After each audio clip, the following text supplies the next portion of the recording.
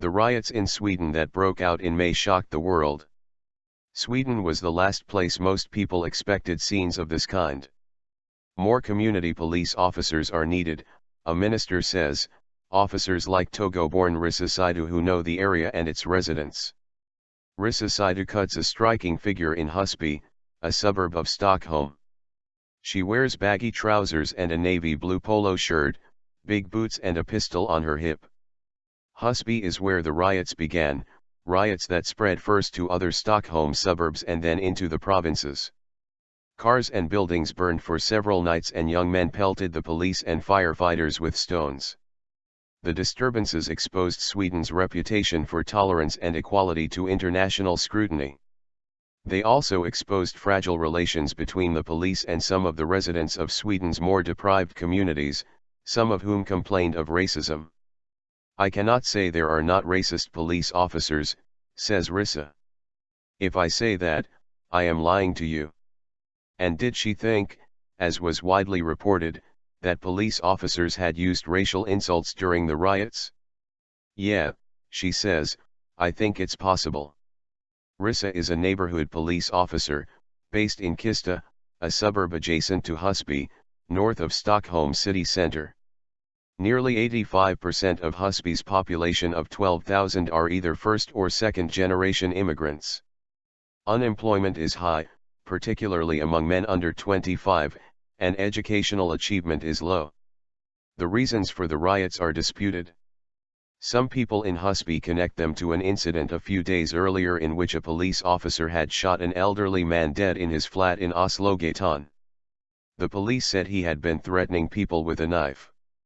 The people in Husby thought the police reacted wrong and they did this to punish the police, says one local teenager about the riots. Another young man points to more general dissatisfaction. The people are tired, he says.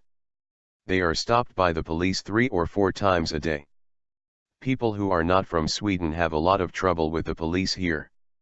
It's not acceptable to throw stones at the police, says Jamil, a 25-year-old gardener of Iraqi origin, who is smoking and chatting to friends in the central square. But it is understandable. Rissa Seidou has been a police officer for 8 years. Now in her late 30s, she was born in Togo in West Africa and grew up in France. When she was 20, her parents brought her to Sweden. Sweden had yet to join the European Union and didn't recognize her French education. So she had to go back to high school, into a class of 16-year-olds. Her father would come down to the school every day to talk to the teachers and to inspect her work. At the time she thought it was embarrassing, but now she is grateful. I thank them every day. She says, they were so concerned, they were so engaged because they knew it was a new country. Rissa ended up working as a youth leader. She would sometimes be asked to accompany young people down to the police station for interrogations.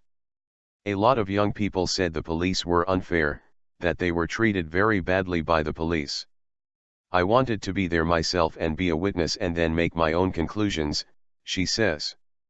Her conclusion was that the Swedish police were too nice. They were not rude at all. They were very, very kind. I found it very strange. Despite opposition from friends and family, Rissa decided she wanted to join the police. My family laughed at me and said it wouldn't be possible, because they'd never seen a police officer with African parents. But I wasn't going to give up. Rissa says she is the first Swedish police officer with 2 African parents. She chooses her words carefully when asked if she has experienced racism from her police colleagues. I had a little bit of a tough time at the police training school.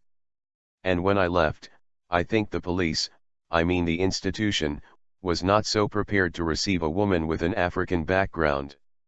I didn't fit. I was a little bit different. There are always some people who don't believe that a foreigner can also be a police officer. If I said there was no racism, then, as I said, I'm lying to you. Yes, of course it's happened. If it's happened, it's because they're not so used to foreigners. Of course some people have said some bad words, but I see it as normal behavior. As Rissa walks through Husby, she stops frequently to talk to passers-by. She chats to 3 young girls on their way to an after-school club, a member of the local neighborhood watch and a young man from Algeria who tells her that the cops in Sweden are nice compared to those in France or Germany. She smiles. But she also expresses regret.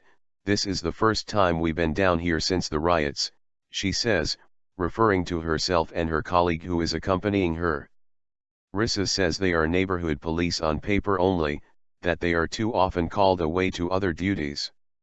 I think if they call us neighborhood police, then where should we be?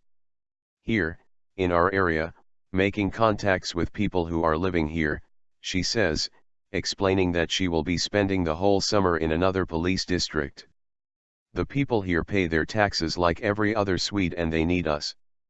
We should be building relationships so they know who we are. They recognize me because I'm black, and they know there's only one black woman.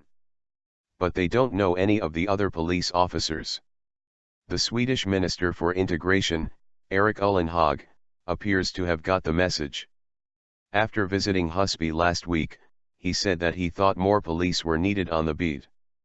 At the moment, around 1 Swedish police officer in 20 comes from an immigrant family, but Rissa is not enthusiastic about the suggestion that the Swedish police should be recruiting more people from ethnic minorities. The police in Sweden have to get used to people from other countries, and try to learn more and understand more about them. I think the police need to learn more about other cultures. The solution is not to recruit more people from other countries. As Rissa stands outside the metro station in Husby, Jamil, the gardener, drives up in a small electric truck. Rissa is a very good police officer, says Jamil. She's the only one who is good. That's not what you said the first time I came down here, she laughs. Jamil acknowledges that he was aggressive the first time they met. But when she talked good to me, then I started to be good with her. He calmed down, Rissa explains. I said, "Why are you so angry? You don't know me, you've never met me. This is the first time, so let's talk. And now we're friends." It's the person, not the uniform, says Jamil. I like the person. But you hate the uniform, says Rissa. Jamil agrees. But if every police officer were like her, he adds, I swear to God we don't have a problem with the police.